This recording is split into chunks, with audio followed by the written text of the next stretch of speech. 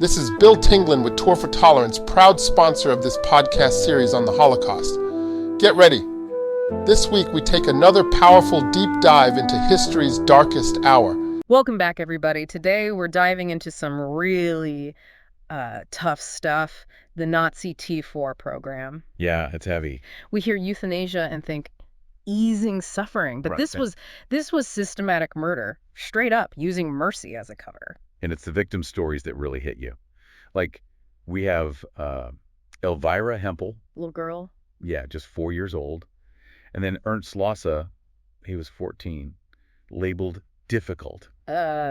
Killed just because the Nazis, well, they decided these lives weren't worth living. It's just awful. And this is what's so different, right? It's not like the debates we have now about euthanasia where it's someone's choice. Exactly. This was the state deciding who lived and died. And that gets to the whole like messed up ideology behind it, right? Eugenics. Yeah, the Nazis were obsessed with it. This whole idea of like breeding a better human race. Okay, hold on, eugenics. This sounds like some sci-fi dystopia stuff, but it was a real thing back then. Oh yeah, early 20th century. And it wasn't just Germany either. It was this idea that some people were like genetically better than others. So like some are born to rule, others to be wiped out. Basically.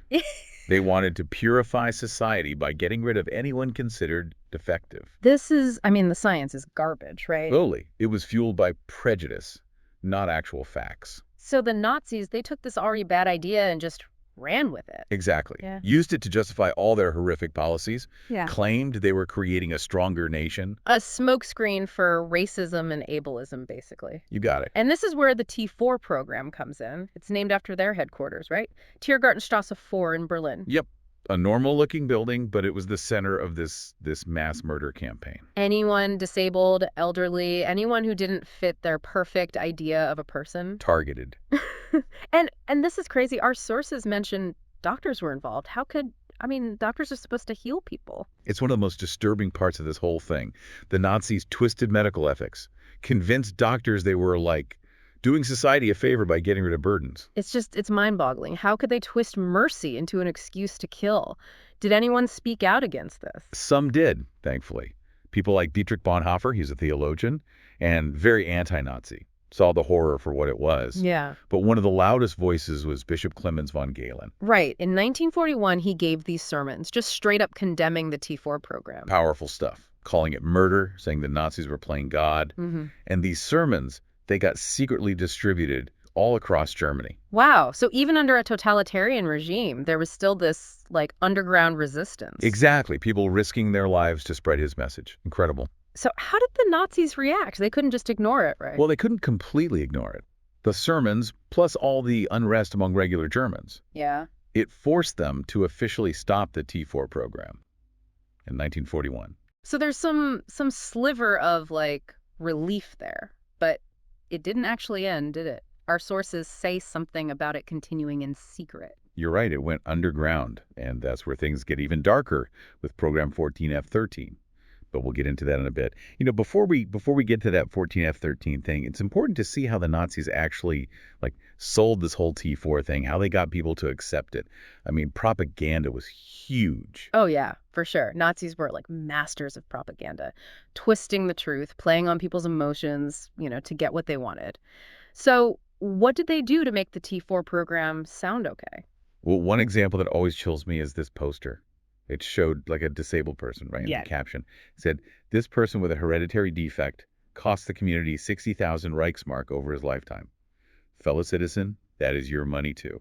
Oh, wow. That's heavy. So it wasn't just prejudice. It was like making it about money too. Exactly. It was all about national efficiency. Yeah. Like you get rid of the unproductive people, then there's more resources for the healthy ones. It's just messed up how they could use logic, cold, hard logic to dehumanize people like that. It's a scary thought. It makes you wonder how many people actually believed it. Or were they just, too scared to say anything? It's hard to know for sure, but it was probably a bit of both, right? The Nazis created this atmosphere of fear, silenced anyone who disagreed. But some people, especially those who already had prejudices, they probably fell for the propaganda. So even though they officially stopped T4 in 41, the thinking behind it, that was still around. Oh, yeah. And that's what makes the shift to Program 14F13 even more disturbing. They launched it in 41, and it took the T4 killings into the concentration camps. So they had this system for targeting people outside, and then they brought it inside the camps, too. Exactly. 14F13 was just an extension of T4, using the same twisted logic, same methods to kill anyone they decided wasn't worthy within the camps. The scale of it is just, I mean, how many people did they kill with these programs? Well, the estimates vary, but historians think it was somewhere between 200,000 and 300,000 people. Just an unimaginable number. And it's important to remember, each one of those victims was a person, with their own lives, their own families. It's just heartbreaking, all that suffering, all those lost lives, and to think it was all done under the name of medicine, of science. It makes you wonder, how could something like this happen? That's the question, isn't it? Yeah. It haunts us even now. How could a society, a civilized society, with laws, doctors, religion, how could it go so wrong? I guess part of it is like when you start losing those ethical values, when you dehumanize people, when you see others as burdens or defects, it's easier to justify hurting them. Yeah, you're right. And that's why it's so important to learn from this, to recognize the warning signs. Anytime you see an ideology or even just the way people talk, that starts putting one group against another, dehumanizing them.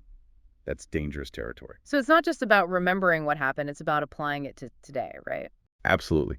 T4 is a warning, a huge warning, about what happens when power goes unchecked, when there's intolerance, when science and medicine are twisted for evil purposes. It's heavy stuff, but we have to talk about it, to learn, to make sure nothing like it ever happens again. I agree.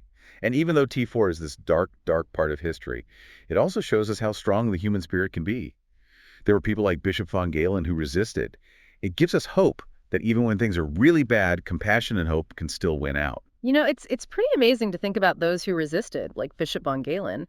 I mean, knowing the risks and still speaking out makes you wonder, where do we even begin to process something as horrific as this whole T4 program? It's a tough question. The sheer scale of it, it's overwhelming, right? But we have to remember, these weren't just like policies on paper. It was real violence against real people with families, hopes, dreams. You said earlier how it was all done under this guise of medicine, science. So how do we make sure something like this never happens again? That we don't twist science for evil? Well, that's the big question, isn't it? I think, for one thing, we got to watch out for anything that dehumanizes people. The moment we start seeing others as less than human, as burdens, like you said, that's when we get on dangerous ground. Like that poster. Right, reducing someone's life to, 60,000 Reichsmark. That kind of thinking. It paved the way for all this horror. Exactly. And it's not just about these extreme cases like T4. We need to be careful about any ideology, any rhetoric that divides people, sets one group against another. So it's not just remembering, it's about taking those lessons and applying them to now. 100%. The T4 program, it's a huge warning sign about unchecked power, intolerance, about what happens when science is used for evil. This has been, it's heavy stuff, but we have to talk about it, to learn, to make sure nothing like this happens again. Totally agree. And while T4 is this awful chapter, it also shows how strong people can be, like Bishop von Galen resisting. It gives us hope that even in the face of such evil, there's still compassion, there's still hope. That's a good point. So as we wrap up our deep dives here, I want to leave our listeners with something to think about. What are the ethical questions about euthanasia today? How do we handle them responsibly? Make sure we don't repeat the mistakes of the past. Yeah, that's something to think about for sure. Needs careful thought, open discussion. T4 shows us that even good intentions can be twisted. We got to stay aware, speak up for those who need it, and always remember that every human life has value. Well said. Thanks for joining us on this journey. And remember, everyone, knowledge is power. By understanding the past, we can create a better future.